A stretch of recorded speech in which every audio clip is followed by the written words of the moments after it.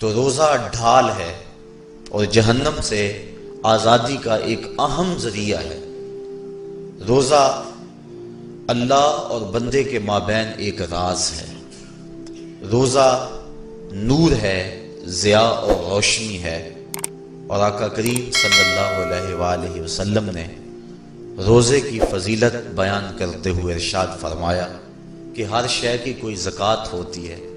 انسان کے جسم کی زکوٰۃ روزہ ہے۔ اگر روزہ رکھے گا تو جسم زکوٰۃ ادا کرے گا، جس طرح زکوٰۃ سے مال پاک ہوتا ہے، روزے سے جسم پاک ہو جاتا ہے۔ اور روزہ ویسے بھی انسان کے لیے شفا کا پیام ہے۔ فرمایا کہ سحری کھایا کرو، چونکہ سحری کے کھانے کے اندر بھی اللہ نے برکت رکھی ہے۔ تو یہ ماہ سیام اپنے دامن میں برکتیں لے کر، رحمتیں لے کر نازل ہوتا ہے۔ اس کا پہلا حصہ رحمت، درمیانی حصہ مغفرت، اور آخری حصہ جہنم سے آزادی کا مژدہ جاں فضا ہے۔ حدیث میں آتا ہے کہ اللہ نے میری امت کو رمضان المبارک کے روزے کے حوالے سے 5 چیزیں ایسی عطا کی ہیں جو اس سے قبل کسی امت کو نصیب نہیں ہوئی۔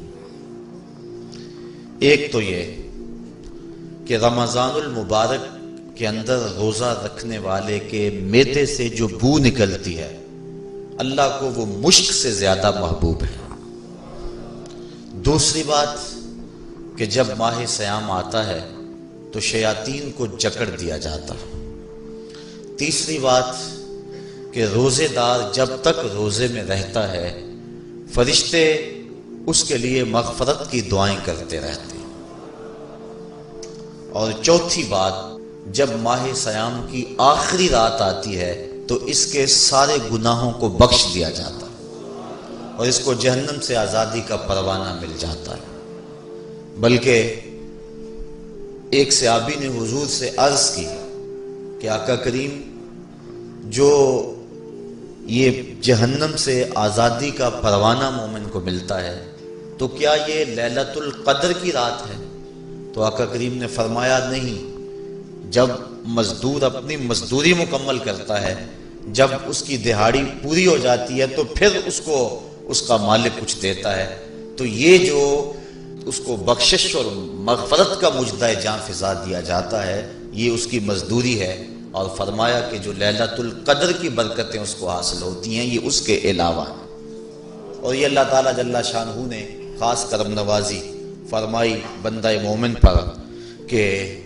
اس کو یہ بابرکت رات عطا فرمائی۔ اور 5ویں فضیلت جو اس کو دی گئی روزہ دار کو، اور حضور سے قبل جو امتوں میں لوگ روزے رکھتے تھے، یہ فضیلتیں ان کو نہیں عطا کی گئی۔ جنت کو پورا ماہ مومن کے لیے آراستہ و پیراستہ کیا جاتا ہے۔ حضرت ابو ہریرہ رضی اللہ تعالی عنہ سے ایک روایت مروی ہے جس کو امام بخاری اور امام مسلم نے روایت کیا کہ آقا کریم علیہ السلام نے ارشاد فرمایا، قال اللہ عز وجل، اللہ جل شانہ ارشاد فرماتا ہے، کل عمل ابن آدم لہو، ابن آدم کا ہر عمل اسی کے لیے ہے، الا الصوم فإنہ لی، ہاں مگر روزہ ہے جو وہ میرے لیے رکھتا ہے، وأنا اجزی بہ، اور اس کی جزا میں اسے دوں گا، والصیام جنۃ، اور سیام روزہ ڈھال ہے، فإذا کان یوم صوم احدکم فلا یرفث ولا یصخب، فإن صابہ احد او قاتلہ فلیقل انی صائم انی صائم، والذی نفس محمد بیدہ لخلوف فم الصائم اطیب عند اللہ من ریح المسک، للصائم فرحتان یفرحہما اذا افطر فرح بفطرہ واذا لقی ربہ فرح بصومہ۔ تو فرمایا کہ جب کوئی شخص روزہ رکھتا ہے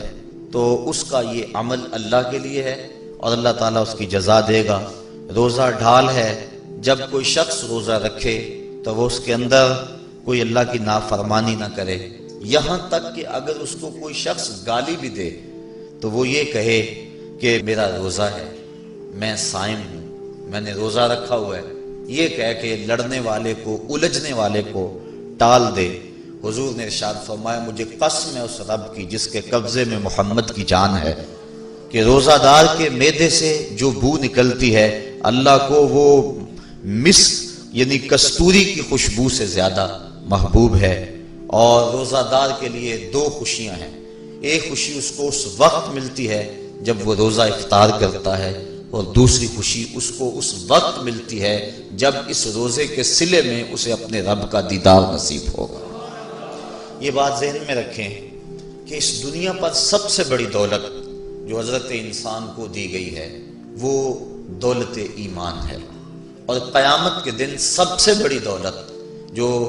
اہل ایمان کو دی جائے گی وہ اللہ تعالیٰ کا دیدار ہوگا۔ جنت کے حور و قصور، جنت کے محلات، جنت کی اعلی نصب نعمتیں، دنیا کی کوئی دولت اور دنیا کی کوئی نعمت جنت کی کسی نعمت کا مقابلہ نہیں کر سکتی، لیکن جنت والے جنت میں جا کر جس نعمت کو سب سے بڑا سمجھیں گے، اور وہ ہوگی بھی حقیقت میں سب سے بڑی نعمت، ایسی نعمت کہ اس نعمت کے ملنے پہ باقی ساری نعمتوں کو بھول جائیں گے، وہ یہ ہے کہ رب اپنے رخ کرم سے پردہ ہٹا دے گا اور ان کو اپنا دیدار عطا فرما دے گا۔ تو یہ سب سے بڑی دولت جو مومن کو آخرت میں نصیب ہوگی یہ روزے کے صلے میں نصیب ہوگی، یہ روزے کا وہ ثمر ہے، یہ روزے کا وہ پھل ہے جو اللہ اہل ایمان کو قیامت کے دن عطا فرمائے گا۔ عاجزی بہی کا معنی ہے کہ اس کی میں جزا دوں گا۔ ایک روایت میں آتا ہے کہ جو اعمال ہیں وہ 7 طرح کے ہیں،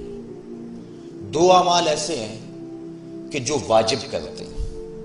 2 اعمال ایسے ہیں کہ جن کی جزا ان کی مثل ہے، اور ایک عمل ایسا ہے کہ جس کی جزا 10 گنا ہے، اور ایک عمل ایسا ہے کہ جس کی جزا 700 گنا ہے، اور ایک عمل ایسا ہے جس کی جزا بے حساب ہے۔ فرمایا کہ وہ 2 عمل جو واجب کرتے ہیں وہ یہ کہ اگر کسی شخص نے اللہ کی عبادت کی اور اس کے ساتھ کسی کو شریک نہ ٹھہرایا